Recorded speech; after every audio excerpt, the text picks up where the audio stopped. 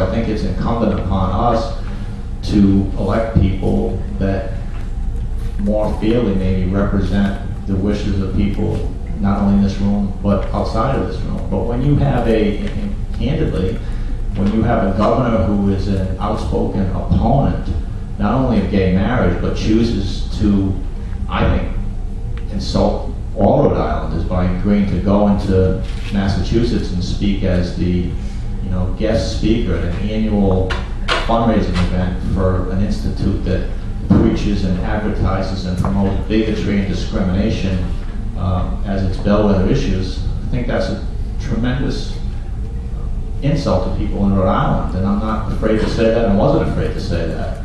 But it is also true that there are people, elected officials in the Democratic Party, who presumably for religious reasons feel very strongly that gay marriage is not appropriate and a marriage should be between a man and a woman, that they would look at other legislation as a way to advance that goal short of gay marriage. Although I may not agree with that's the fact. And when you, within the system, get to become a leader within that system, that's the way the system works. And it would be disingenuous for me to sit here and tell you otherwise. And Art and Frank know the frustration as well as anybody in having to deal with that. But it's a reality, and it has to be dealt with and not ignored, or progress is not going to, it's not going to happen. And our way and our path will continue to be impeded. And I think that, I'll reiterate what I said earlier, that people need to start looking closely at elected officials and where they are and ask pointed questions on this and other issues. Because, and I'll just end by saying this, I go to a lot of events and try to, and people say just what Jen did is that, Rhode Island is dominated by Democrats, and why aren't we able to sort of just do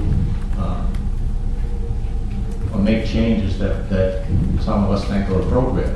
There are two reasons for that. One I've already talked about, which is that within the party in Rhode Island there is tremendous difference on issues of gay marriage, whether or not you are pro-choice or pro-life, issues that are not easily negotiated, and are relatively black and white. But the other issue is that now in Rhode Island, there are over 60% of the registered voters are officially registered as unaffiliated or independent voters. The Democratic list of registered voters is now down to about 30 to 31%, and the Republican Party has remained relatively steady over the years at approximately 10, 11%. So within the last 10 or 15 years in Rhode Island, there has been a tremendous change from a time when 62% of the registered voters were Democrats and 30% independent, to a complete reversal of that. Now, I would say to you that I think still that a number of those 60% independents tend to trend Democratic, but not on all issues. And this is a very contentious, obviously, issue that is able to engender some debate, some of it legitimate. I agree with the Reverend and others who tell you that there are people well-intentioned who simply don't agree with me on this issue, and I understand that. And that doesn't make this any easier. I just have one more question before we take audience questions. A number of you have alluded to the imminent change in the speakership in the House. And I know that Governor Carcieri, Speaker Murphy, and the former Senate President are often pointed to as some of the reasons for the holdup. So in 2010, we'll have a new Speaker of the House. We already have a new Senate President, and we'll have a new Governor inherently. What do you think the impact of those shifts will be on the ability to move this legislation forward? And I'll open that up to any panelists who would like to answer. I think our electeds should. I think it's going to be a huge difference. I mean, I think the possibilities is that we can still get something. 2011 is what I think you said 2010. I'm sorry, the election in 2010, the 2011 legislation. They're without a doubt, one of the biggest barriers is the governor's office and threat of veto and putting people in a position of not being uncomfortable about, as Frank said, there's still people, even though they're going to vote for it, are uncomfortable with it. They know they're going to get yelled at whether they vote for the bill or against the bill. So politics and protecting people and things like that that are definitely part of legislative chambers all across the country. You know, you put people in a position saying, okay, you're going to vote on this, but we know it's going to get vetoed, and we don't know we don't have enough for an override. And so you put people, when we have a new governor, and we have I actually even think if Bill Murphy had been the speaker to this situation, we still have, I think that this would have gotten through that issue. And I think even probably President Obama would probably as well. The bigger challenge has been this threat of veto at the other end of the equation. So without a doubt in 2011, again, there's still the possibility that because of the efforts of people in this room and people around the state, I think also the equation still exists that we can get to a place where we're getting a veto majority this year if we work hard. So 2010 works for me. 2010 works. Does anybody else want to speak to that? I agree with Art on that. From people I speak with, and feeling I get is at least probably next year we may get a vote in committee. Great. So I'd like to encourage people who want to ask questions to come and queue up, and I will leave the panel with this question.